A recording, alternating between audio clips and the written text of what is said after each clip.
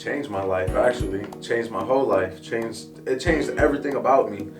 If I would have never stepped foot into that blue bus from them picking me up from Cesar Chavez, I don't think I would have been Robbie Dizzle. I don't think I would have been the rapper that everybody sees me on YouTube to be. I don't think I would have had the knowledge, and I don't think I would have had the power to do everything that I'm doing on my own now. Like, this studio that I'm sitting in now is where I started rapping. Like, I did my first recording session here. I was 14, 15 years old, and I did my first song here. So, I mean, DHCC really opened up a lot of different doors, from summer camp, you know what I'm saying, to giving us jobs in the summertime, you know. Growing up in Southwest Detroit, you know what I'm saying?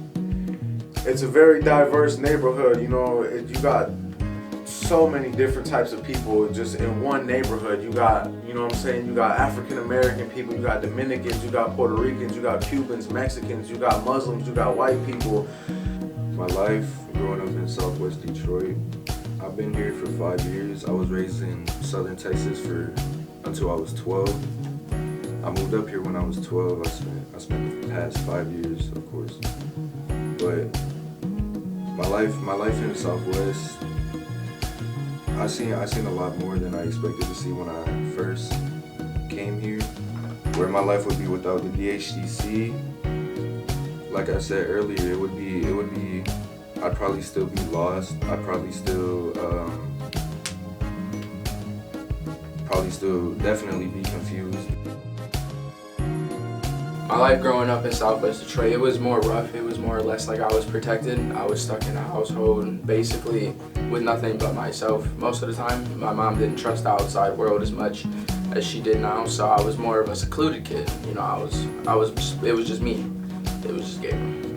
Growing up in Southwest Detroit was like a blessing and a curse, you know, honestly. It was a blessing for me because I learned moral values. I learned how to appreciate the things that I have, because there's people that are less fortunate than I am. I learned to appreciate my culture and my background, because that's something that my generation loses and has lost throughout time, you know. It was a curse because I was surrounded by gang violence, you know what I'm saying, cliques and crews, people with beefing, drug wars, things of that nature, you know. I could definitely go outside and play basketball, you know. There was no reason for me not to be scared to come outside.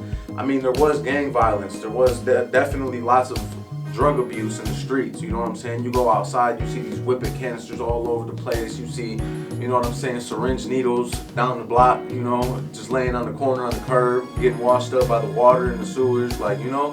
There was a lot of gang and just drug stuff going on on my street. It wasn't a safe neighborhood, more or less like a lot of the neighborhoods were. So she was paranoid about it. She didn't want me getting into that type of stuff at such a young age. She didn't want me to be around it or just be at the wrong place at the wrong time. The environment impacted my family really bad, actually. My brothers, I got two older brothers, they grew up, you know, 70s, late 70s, early 80s. And they got pretty bad on drugs, man, and gang banging and stuff like that. So it did affect. I'm the youngest of three. So I'm 23 years old. I have a brother who's 42, and I have a brother who's 35. So me growing up, I was watching them make all the mistakes that I was supposed to be making as a teenager. So it impacted me in a great way, because I got to learn from how it impacted my brothers in the worst way. So I feel like it impacted me a positive way. I would say that. Maybe not for my brothers and my mother and you know, anybody who was going through it in the 80s or 90s, but for me growing up, I would say that environment really made me who I am today, for sure. Definitely made me who I am. How DHDC impacted my life, it really impacted my life, because where I was when I first started coming here, I don't feel like I would have been the same person that I am right now if I didn't end up coming here. So what I mean by that is, like, back then I was, I don't know how to put this, lost, confused, I didn't really know where I was gonna go. But I mean now, I'm still I'm working on it, but I still have an idea of what I want to be.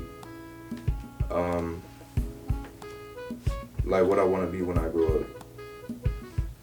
My environment impacted me in ways that I couldn't even describe or put in words. It's more of an emotional feeling of being. Like you had to go through what I've been through in my environment to see why it impacted me the way it did. I can tell you many reasons why it impacted me, such as like I got to grow up in a place where I was allowed to be a kid and a youth at DHDC. Growing up and being with my peers and experiencing, you know what I'm saying, youth. I had that opportunity here in this setting versus in my community